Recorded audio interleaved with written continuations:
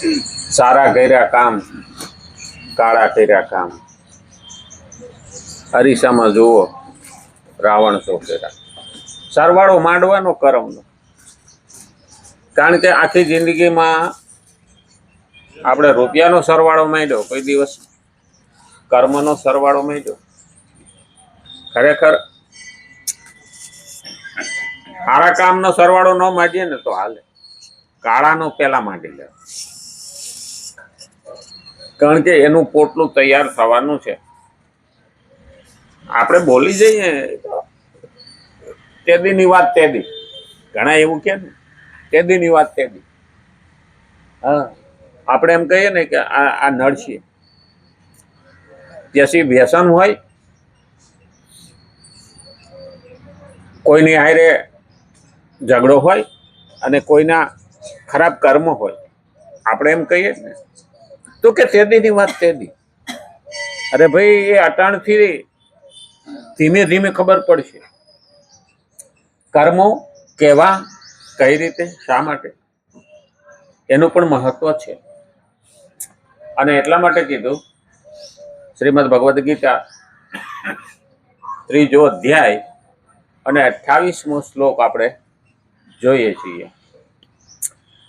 પ્રકૃતિ અને પુરુષ સંબંધી વાત.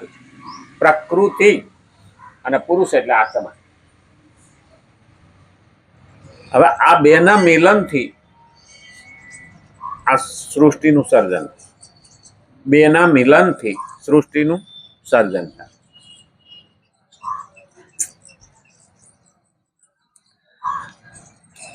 આકર્ષણ સદા સજાતી તામાં જ થાય છે. હવે બે પ્રકારના આકર્ષણ છે, એક વિજાતીય આકર્ષણ ને એક સજાતીય આકર્ષણ. આકર્ષણ સદા સજાતીમાં, સજાતી એટલે કાન છે, એમાં પ્રકૃતિનો શબ્દ અંદર ઘૂસે એટલે સજાતીમાં આકર્ષણ. લોહચુંબકમાં પણ એવું હોય, બે લોહચુંબક હામાં એક જ પ્રકારના આવે ને તો બે આઘા થાય, અને એક એન અને એક એસ એ રીતના આવે ને તો ચોટી. સજાતી આકર્ષણ. જેમ કે કાનોનું શબ્દોમાં, કાન છે એનું આકર્ષણ શબ્દોમાં છે. ક્યાંક કોક બોલતું હોય ને, અને ભગવાને અવાજ તો એવો આપણો બનાવ્યો છે ને કે બધાના એક હરખા અવાજ હોતા નથી. ગમે એવી કોપી કરીએ પણ એવો અવાજ થઈ શકે નહીં. કેવી ભગવાનની રચના છે! એક હરખા મોઢા તો નથી ગીરે પણ એક હરખો અવાજ નથી. આ તો ફલાણા ભાઈ, ગમે ત્યાં આપણે બેઠા હોય ને માઇક હાલતું હોય ને તો પણ આપણે કહી દઈએ કે આ ફલાણા ભાઈનો અવાજ છે. આનો મતલબ શું થયો? કાન મારફત એ શબ્દ મગજમાં જાય અને મગજ એનું પૃથ્થકરણ કરે અને એ વસ્તુ આપણને ખ્યાલ આવે. એટલે કીધું આકર્ષણ સદા સજાતીમાં થાય છે, જેમ કે કાનોનું શબ્દોમાં, ત્વચાનું સ્પર્શમાં. એટલે તો આપણે ત્યાં સ્પર્શની બહુ કિંમત હતી. હાથ મિલાવો, રામ રામ કરીએ ને, હાથ મિલાવો, પેલા તો આલિંગન આપતા. એટલે સ્પર્શનું બહુ મહત્વ છે. પછી નેત્રોનું રૂપમાં. હવે સામી વ્યક્તિ મારા સામે આવે અને મારી જાણીતી હોય એટલે તરત જ આપણને અંદરથી ઉત્સાહ જાગે, કારણ કે એનો ફોટો અહીંયા પડેલો છે. એટલે એનું મુખ આપણા આપણા ભેજાની અંદર પડેલું છે, એટલે આંખો રૂપને જોવે, એ મુખને જોવે એટલે આપણે એને ખીલીએ. એટલે તો ભગવાનના દર્શન આવ્યા કે આપણે ભગવાનના મંદિરે જઈએ ને દર્શન કર્યા પછી, નહીતર ઘેર બેઠા ભગવાન તો આવવાનો જ છે પણ ત્યાં જવાનું મહત્વ એ જ છે. તો નેત્રોનું રૂપમાં, જીવવાનું રસમાં. હવે મને ખારો, ખાટો, મીઠો, તુરો, આ કડવો, આ બધાએ આ એક આવડી જીભ આપી છે. એ નાનકડી જીભની અંદર કેટલા વિભાગ ભગવાને મૂક્યા છે કે ખારું ખબર પડે, ખાટું ખબર પડે, મીઠું ખબર પડે, કડવું ખબર પડે, તુરું ખબર. કેટલા રસોનું અહીં પૃથ્થકરણ થાય જીભને અડાયડા ભેગી ખબર પડે. અને ભાઈ તાવ થોડા દિવસ આવ્યા પછી એ જ જીભને જો કઈ આપણે અડાડીએ ને તો આપણને ખબર પડતી નથી. અરે બધું ફીકું લાગે, ખોળ ખાતા હોય એવું લાગે, સ્વાદ જતો રહે. એ પણ કોક કરનારો તો છે જ. અને નાસિકાનું ગંધમાં આકર્ષણ થાય. દુર્ગંધ આવે તો આપણે નાક આડો રૂમાલ દઈએ, અને સુગંધ આવે તો આપણે બધું મોઢું કરીએ કે સાલું આ બાજુ ક્યાંકથી ત્યાં હાલ્યા જતા હોય રોડ માથે ને કોકે દાળ વઘારી હોય અને બારીમાંથી સુગંધ આવે ને, બોયલા વિના રહીએ કરે. મસ્ત વઘાર બેઠો, પછી ખાવા મળે કે ન મળે પણ નાકેથી ખાઈ લીધું, આ નાકે ખાધું કહેવાય. આંબલીને આંખે જોવે એટલે મોઢામાં પાણી આવે તો એ ના આંખે ખાધું કહેવાય. અને કોઈ વાનગીનું વર્ણન સાંભળીએ તો કાને ખાધું કહેવાય. ઈચ્છા જાગી. અને એટલે જ કીધું છે આ રીતે પાંચેય ઇન્દ્રિયોનું પોતપોતાના વિષયોમાં જ આકર્ષણ થાય છે. એ વિષય છે. જીભને રસ ગમે, કાનને શબ્દ ગમે, આંખને રૂપ ગમે, ચામડીને સ્પર્શ ગમે અને નાકને ગંધ ગમે. શબ્દ, સ્પર્શ, રૂપ, રસ અને ગંધ, આ પાંચ ઇન્દ્રિયો છે જ્ઞાનેન્દ્રિયો છે. એક ઇન્દ્રિયનું બીજી ઇન્દ્રિયના વિષયમાં કદી આકર્ષણ થતું નથી. એ મહત્વનું છે ને. હા, કાન સાંભળી શકે પણ કાન દેખી હથોડો શકે. હા, આપણે ઘણી વખત નહીં કહેતા આંખ આડા કાન કરે. આનો મતલબ શું થયો કે ભાઈ તને ખબર છે, તું જોશો છતાં, સાંભળશો છતાં તું એને ધ્યાન આપતો નથી. એક બીજી કહેવત છે ને, તરણા ઓઠે ડુંગર. એ આંખ દેખે છે પણ એની આગળ જો કોઈ વસ્તુ આવી જાય ને તો આખો ડુંગર પણ દેખાય નહીં. એટલે એક ઇન્દ્રિયનું બીજી ઇન્દ્રિયના વિષયમાં કદી આકર્ષણ થતું નથી. તાત્પર્ય એ છે કે એ વસ્તુનું બીજી વસ્તુ પ્રત્યે આકર્ષણ થવામાં મૂળ કારણ એ બંનેની સજાતીયતા છે. કારણ કે રૂપ છે એ આંખ જ જોઈ શકે, બીજું જોઈ શકે નહીં. અને પેલા 4 આંધળાને કીધું હતું કે હાથી જોતા આવો, તો એ ગયો.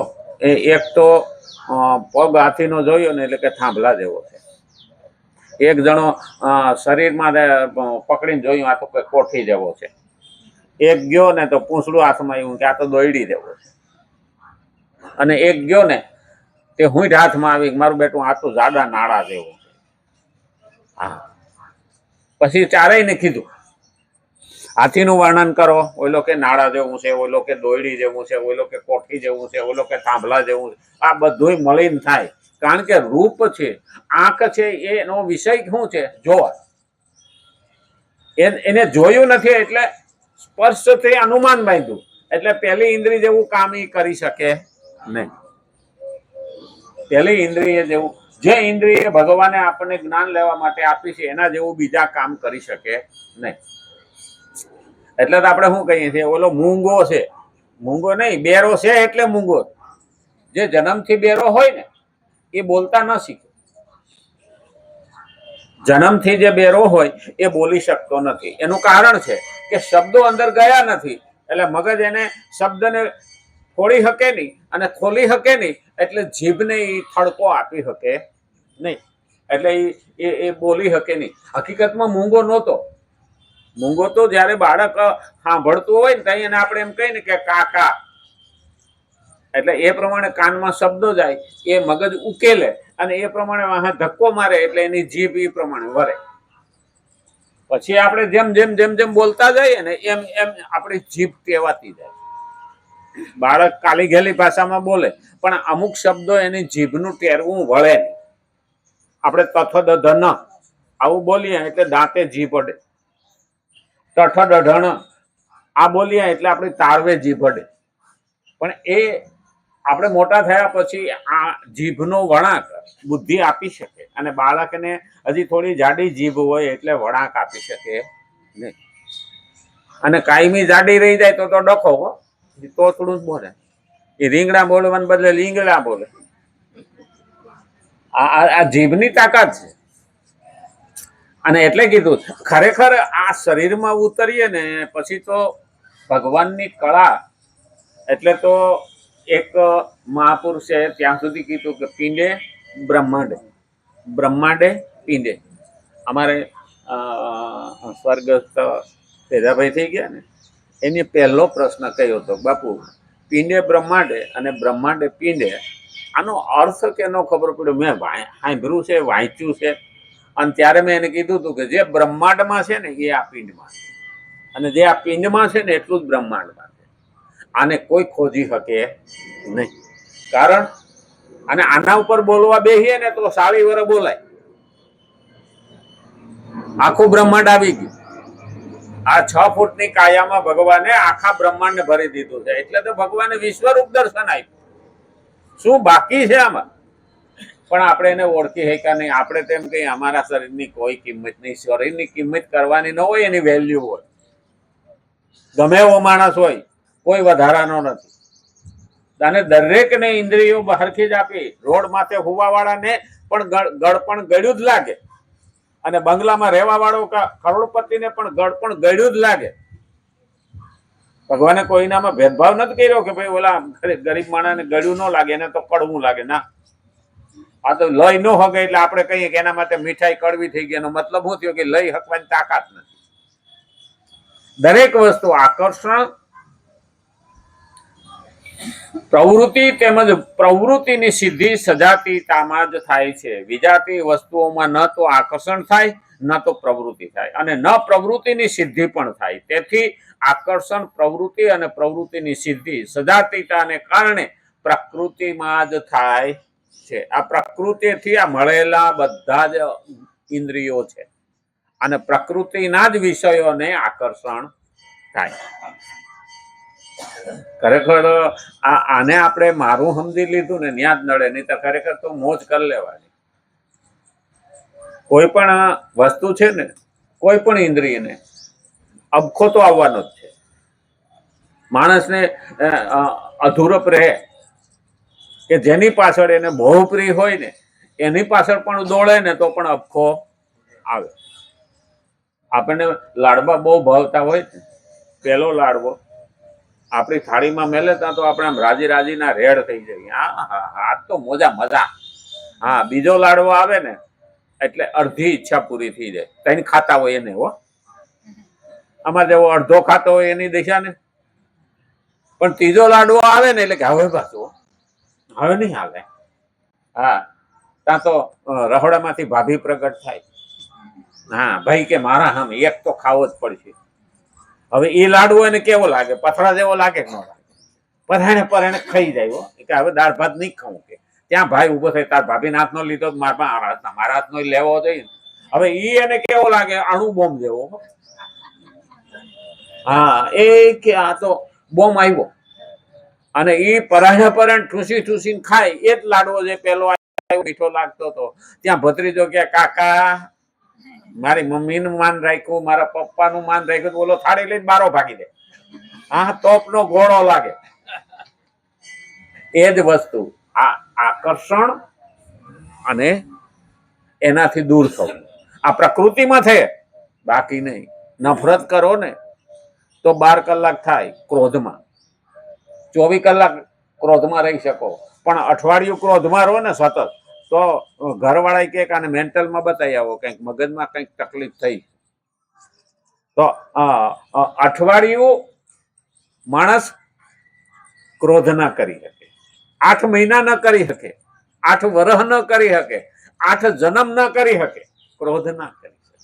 તો પ્રેમ અઠવાડિયું હું, 8 મહિના હું, 8 વર્ષ હું, 8 જન્મ સુધી પણ માણસ પ્રેમ કરતો રહે.